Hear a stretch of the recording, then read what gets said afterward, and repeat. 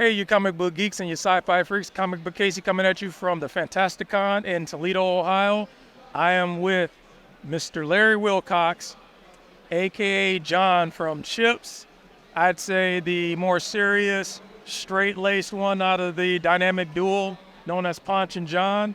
I think this was the guy that set Ponch straight, if I'm staying correct, right? I was his training officer, and he needed a lot of training and still does. I remember that episode where they finally did a flashback showing how John pulled Ponch over. He actually tried to outrun him or something. Yeah. And then you recruited him. You basically rehabilitated his character. Yeah. Good for you. Yeah, Ponch's character, he was a Latin lover, so he had all the girls. No, but you know what, though? A lot of women like the strong, sensitive type that was serious about taking care of business. And, you're the guy that I think women trusted the most, the ladies that love the show, Thank you. But now, when you were starting with CHiPs, to doing it, now I've seen you in multiple things like Love Boat, I think even in Hotel, several ladies. When CHiPs came, were you already familiar with riding motorcycles or with the whole system? I mean, was that your thing? I grew up riding motorcycles. I grew up in Wyoming and riding horses and rodeos and motorcycles out in the prairies, was just a natural thing. But having said that, when we did CHiPs, we both went through, and Eric wasn't a motorcycle rider at that time, but we both went through the CHP training. So we had to wreck the motorcycle and do high-speed braking, and the rear end comes around. Really spooky stuff.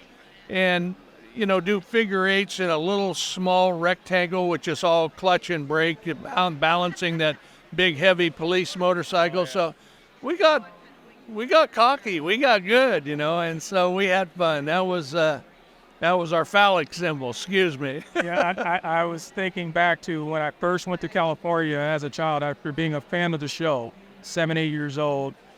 I go to California for the first time, and I'm looking for you guys on the highway. I'm driving down the highway with family members. I'm pointing out, trying to figure out, where's John? Where's Ponch? Which one?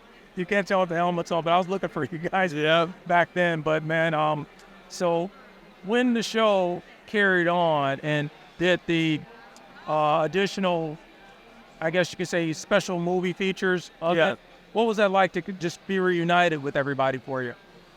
Well, we did the CHiPs reunion. I think we did it in like 2000 or 1999 maybe. And that was always fun to go back and see the characters again, And recently I run into the characters here and there. With Eric and I, we're good buddies and partners for life, if you will.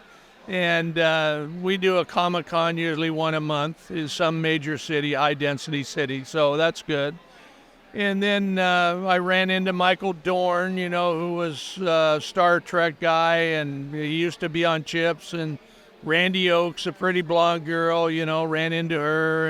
And Chris Pine's dad. Chris Pine's dad, Robert Pine, Sergeant Gautreaux, Captain Kirk, y'all. Yeah, and then after CHiPs, I went on to produced a sci-fi television series called the Ray Bradbury Theater for HBO for 5 years, an award-winning television series that I produced all over the world. They're really good actors like Peter O'Toole and Jeff Goldblum. What was that about? I mean, because I would not have taken Larry Wilcox for a sci-fi guy. Yeah. And one thing I can say real quick before we go into sci-fi, what stood out about your character, John, the work gloves, the yellow work gloves. Yes. I was looking for those work gloves on every highway patrolman driving by us while visiting California. So I knew it wasn't you because I didn't see the work. Yeah. I was looking for that specifically. Well, we always try to find differentiators because when a guy's wearing a helmet, you can't say, who in the heck is that, right?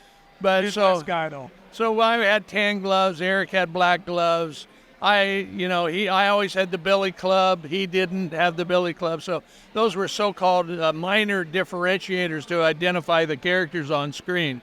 But to answer your other questions, what was sci-fi about the Ray Bradbury Theater?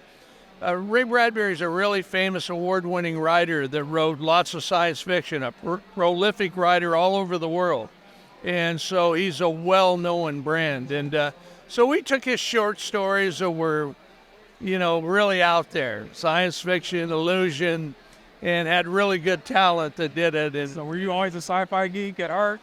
No, I wasn't, but I'm a literary geek. I like really good literature. That's always a major differentiator. Hard to find good writers, and so it was another venture, a pathway in my career. And I always tell people, hey, this film business, get over yourself. This is just a job. Look, all these people are trying to make a living.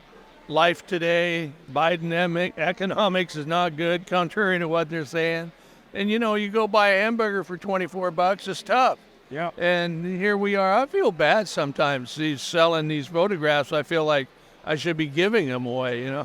But you know what? I think it's safe to say, and I think I can speak for a lot of the, fans that come to these shows. Yeah. It's gentlemen like yourself and Eric make it more fun and exciting for guys like me and the rest of these folks to come, because we can do trade shows, we can go to arts and craft shows, we can go to Comic-Cons, and it would get boring real fast if guys like you weren't showing up. Well, thank you. Speaking truth here. So really, you were actually doing all of us a great service by showing up and taking an interest in our genre, because, again, like I said, I would never have suspected that Larry Wilcox had anything to do with any sci-fi, because it's hard to picture guys that played tough police officers or straight-laced police officers that they would even know what a sci-fi movie was. Right. So no, but seriously, you coming here, and again, you make it worth our while, and so it's part of the job. Thank you. We've been lucky and humbled. It's important to be humble in this business. And now I'm in sci-fi technology. I own a technology company called UVC Science, and we do ultraviolet, where we sanitize any COVID or bacteria in a surgical room or a school or in HVAC systems and so on. So, technology, there's a lot of opportunity in the world today in technology. So you and I will be replicated by AI soon anyways.